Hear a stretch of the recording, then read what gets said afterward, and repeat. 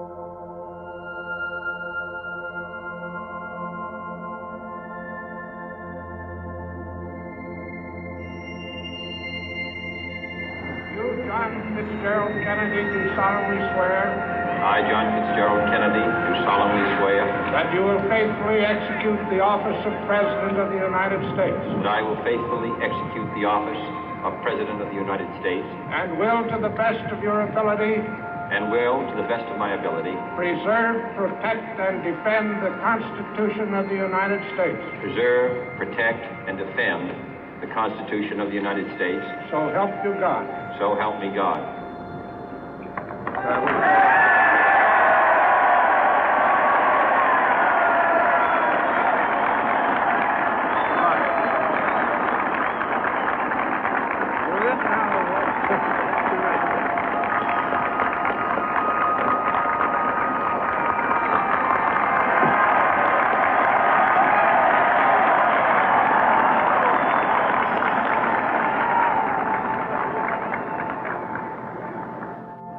Vice President Johnson, Mr. Speaker, Mr. Chief Justice, President Eisenhower, Vice President Nixon, President Truman, Reverend clergy, fellow citizens.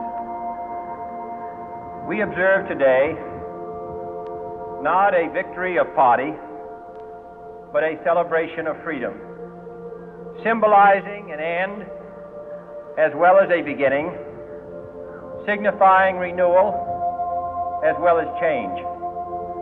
For I have sworn before you and Almighty God the same solemn oath our forebears prescribed nearly a century and 3/4 ago. The world is very different now, for man holds in his mortal hands the power to abolish all forms of human poverty and all forms of human life. And yet the same revolutionary beliefs for which our forebears fought are still at issue around the globe. The belief that the rights of man come not from the generosity of the state, but from the hand of God. We dare not forget today that we are the heirs of that first revolution. Let the word go forth from this time and place to friend and foe alike that the torch has been passed to a new generation of Americans born in this century, tempered by war, disciplined by a hard and bitter peace, proud of our ancient heritage, and unwilling to witness or permit the slow undoing of those human rights to which this nation has always been committed and to which we are committed today at home and around the world.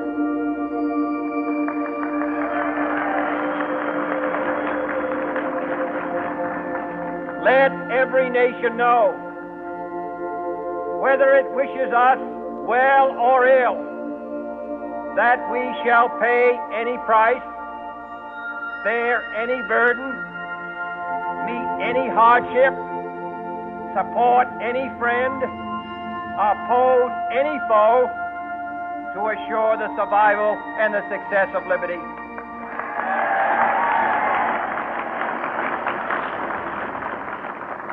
This much we pledge and more.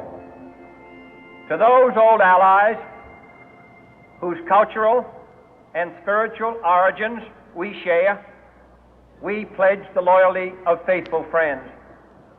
United, there is little we cannot do in a host of cooperative ventures. Divided, there is little we can do, for we dare not meet a powerful challenge at odds and split asunder. To those new states whom we welcome to the ranks of the free, we pledge our word that one form of colonial control shall not have passed away, merely to be replaced by a far more iron tyranny.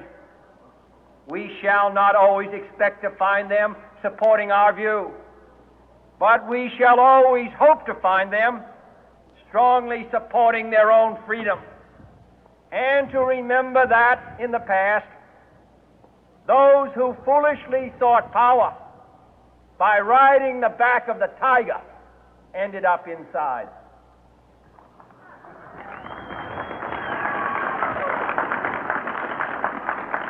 To those people in the huts and villages of half the globe struggling to break the bonds of mass misery, we pledge our best efforts to help them help themselves for whatever period is required, not because the communists may be doing it, not because we seek their votes, but because it is right.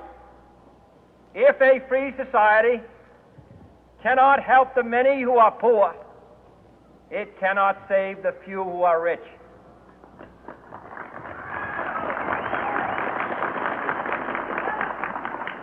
To our sister republics south of our border, we offer a special pledge to convert our good words into good deeds, in a new alliance for progress, to assist free men and free governments in casting off the chains of poverty.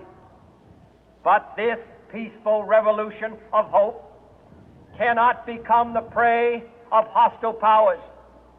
Let all our neighbors know that we shall join with them to oppose aggression or subversion anywhere in the Americas. And let every other power know that this hemisphere intends to remain the master of its own house.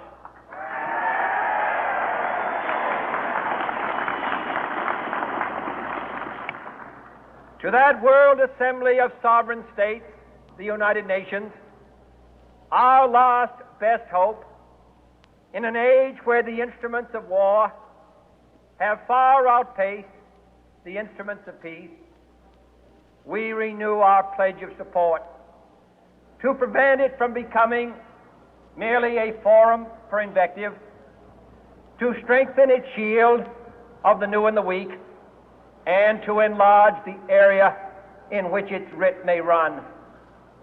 Finally, to those nations who would make themselves our adversary, we offer not a pledge, but a request that both sides begin anew the quest for peace.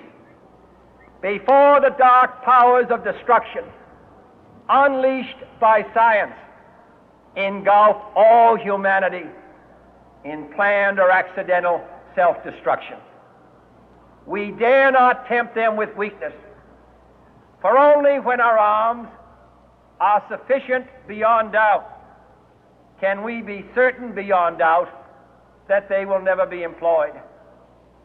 But neither can two great and powerful groups of nations take comfort from our present course, both sides overburdened by the cost of modern weapons, both rightly alarmed by the steady spread of the deadly atom, yet both racing to alter that uncertain balance of terror that stays the hand of mankind's final war. So let us begin anew, remembering on both sides that civility is not a sign of weakness, and sincerity is always subject to proof. Let us never negotiate out of fear, but let us never fear to negotiate.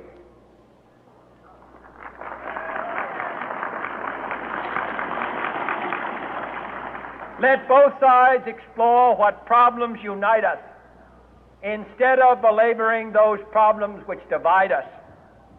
Let both sides, for the first time, formulate serious and precise proposals for the inspection and control of arms, and bring the absolute power to destroy other nations under the absolute control of all nations.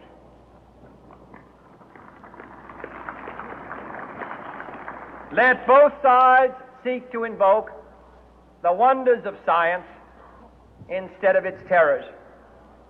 Together, let us explore the stars, conquer the deserts, eradicate disease, tap the ocean depth, and encourage the arts and commerce.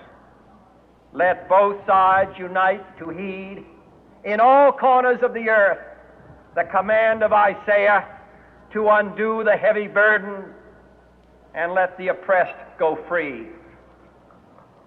And if a beachhead of cooperation may push back the jungle of suspicion, let both sides join in creating a new endeavor, not a new balance of power, but a new world of law, where the strong are just and the weak secure and the peace preserved.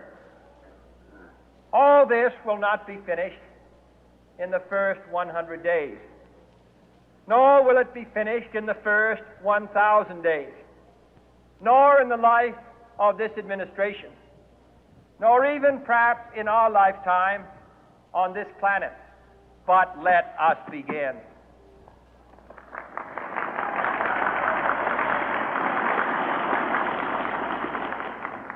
In your hands, my fellow citizens, more than mine, will rest the final success or failure of our course. Since this country was founded, each generation of Americans has been summoned to give testimony to its national loyalty.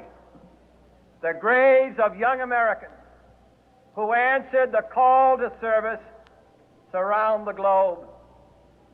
Now the trumpet summons us again, not as a call to bear arms, though arms we need, not as a call to battle, though in battle we are, but a call to bear the burden of a long twilight struggle, year in and year out, rejoicing in hope, patient in tribulation, a struggle against the common enemies of man, tyranny, poverty, disease, and war itself.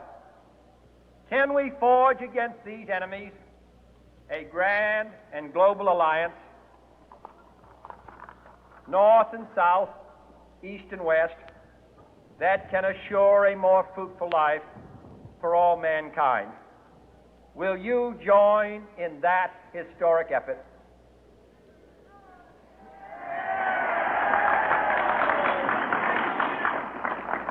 In the long history of the world, only a few generations have been granted the role of defending freedom in its hour of maximum danger.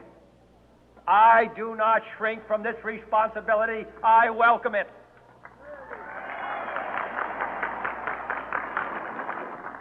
I do not believe that any of us would exchange places with any other people or any other generation. The energy, the faith, the devotion which we bring to this endeavor will light our country and all who serve it. And the glow from that fire can truly light the world. And so, my fellow Americans, ask not what your country can do for you, ask what you can do for your country.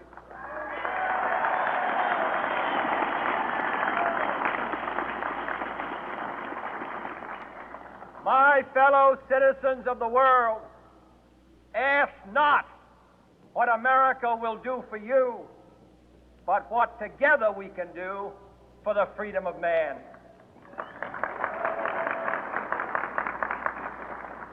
Finally, whether you are citizens of America or citizens of the world, ask of us here the same high standards of strength and sacrifice which we ask of you. With a good conscience, our only sure reward, with history the final judge of our deeds, let us go forth to lead the land we love, asking His blessing and His help, but knowing that here on earth, God's work must truly be our own.